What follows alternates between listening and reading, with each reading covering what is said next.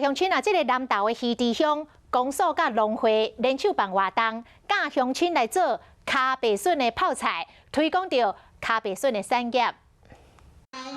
为了推广在地产业，当年鱼池乡公所甲鱼池乡的农会就会做伙办活动，希望透过生卡白笋来行销在地农产品。推广茭白笋之外，也希望全台湾的好朋友来到梅池乡共和村来吃茭白笋，另外来欣赏我们最美丽的风景。 鱼池乡种差不多70届卡白笋田，其中共和村就占差不多70成。农会除了协助农友防治福寿梨，嘛想办法来推广，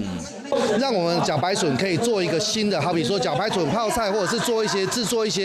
些特殊的2次产品，让我们在地的茭白笋可以有更好推广的方式。 透过行销活动，除了让更加侪人了解鱼池乡的卡白笋的产业以外，嘛使让乡亲知影讲，用卡白笋会当做出真侪无同款的料理。